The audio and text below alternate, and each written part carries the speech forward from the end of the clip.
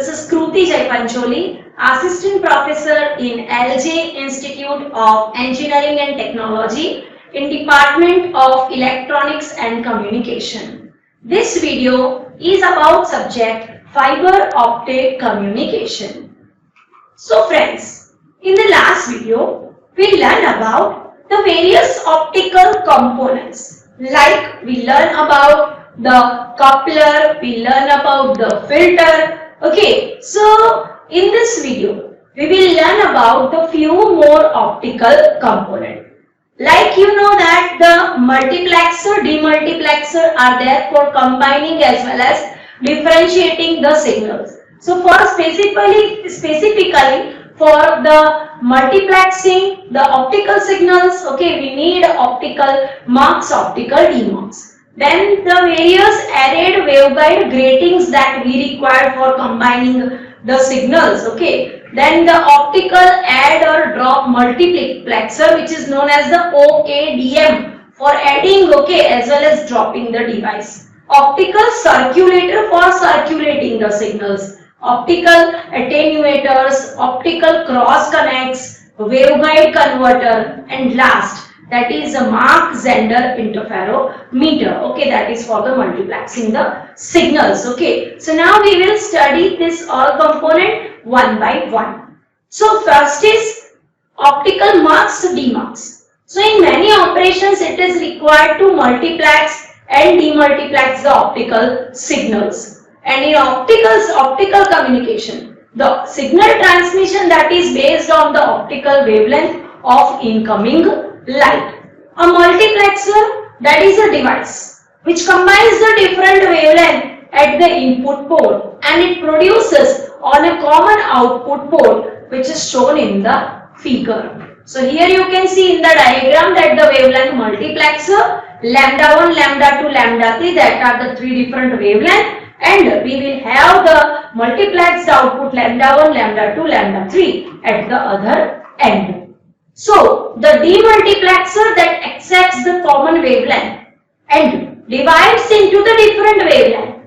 This means it performs the reverse operation.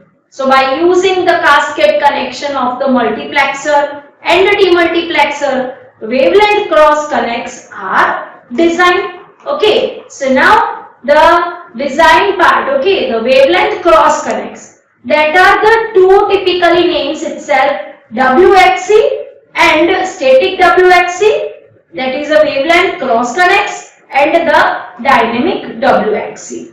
Now the signals of different wavelength are transferred from the input to the output. That depends on the cross connections which we provide. So an example of the wavelength cross connect that is shown in the figure. So here you can see that the demux is there, mux is there, and the cross connection of the wires that we can see. So now here in the diagram you can see that lambda 1 dash, lambda 2 dash, lambda 3 1. Okay. Now at the demux, okay, again we can have all it, and using the mux, what we have the combination of the light. Fine. So similarly, the way you have connected the cross connects, depending on that we will get the output. That is the lambda 1 2, okay, lambda 1 2, lambda 2 1, okay, and lambda 3 2. Over here the lambda 1 1, lambda 2 2, lambda 3 1. So as we have connect the cross connection, and depending on that the output we can achieve at the other end.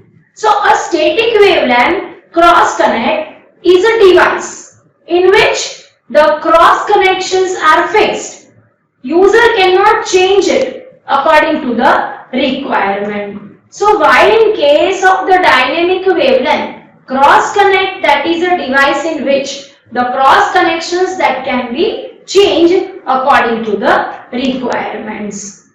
Now next is the arrayed waveguide grating. Now what is it? So arrayed waveguide grating, that is AWG, which is used as a wavelength selective filter.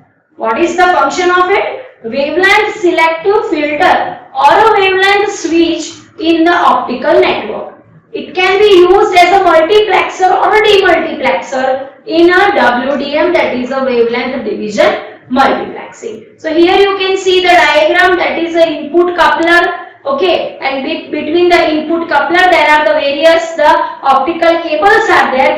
This can be referred as a arrayed waveguide. So input coupler through input waveguide, various wavelength that can be passed, okay, through the input coupler, and through the arrayed waveguide it can be available at the output end. So this is the simplest diagram for understanding the function of the arrayed wave grating. Okay, so here the another diagram you can see that the input slab waveguide array lambda 1, lambda 2, lambda 3, lambda 4, okay, that will pass through the 1 and through the lens region. Now this coupling area through the point 3, okay, and it can be available to the point 5. Okay, so at the 4 number the delta phi, that is the waveguide difference. Okay, so delta phi is equal to 2 pi eta effective delta L upon delta lambda C. So n effective, that is the effective index, and lambda, that is the center wavelength. So at the point number 6, again we can find it out. The delta lambda FSR is equal to lambda C square, okay, into delta L into n effective. Okay, and we can also say about the FSRA. Okay, what happened? And FSRB. Okay, we have the lambda 1A, lambda 4A, lambda 1B. Okay, so these we have the output. Okay, using the selection of the wavelength that can be possible. So here we can understand like this. Input waveguide 1 enters the lens region, divides the power among the different waveguide in the grating array. Each grating waveguide has a precise length difference dl with its neighbors. Light in each waveguide emerges with a different phase delay df at the point 4, and the second lens region refocuses the light from all array waveguide onto the output waveguide array 6. So delta lambda FSR is equal to free spectral range, okay, that is the AWG periodicity, and each waveguide that is focused into a different output waveguide in the region 6. Next important short note for the exam, that is the Mach-Zehnder interferometer multiplexer. Now this multiplexer that is used to make the wavelength dependent multiplexer, and a layout of the 2x2 passive MZI, that is shown in the figure. There are the 3 portions in that figure: 3 dB splitter, phase splitter, and 3 dB combiner. Equation for it, that is the delta phi is equal to 2 pi n1 upon lambda into L minus 2 pi n2 upon lambda in bracket L plus delta L. So here you can see in the diagram the 3 dB splitter, phase splitter, and the 3 dB combiner. Okay, so here we can see that how the signal that can be multiplexed. So by splitting the input beam and introducing a phase shift in one of the path, the recombined signals will interfere constructively at one output and destructively at the other. Next topic is optical add or drop multiplexer, OADM. Okay, so it is a form of the wavelength router with the one input port and one output port with an additional local port where wavelengths are added or dropped from the incoming input signal. It is also the application of the optical filter in the optical network. So fiber grating devices, they are used for add or drop the function. Many variations of the add or the drop element, okay, that can be realized by using the gratings in combination with the couplers and the circulators. Next is the optical circulator.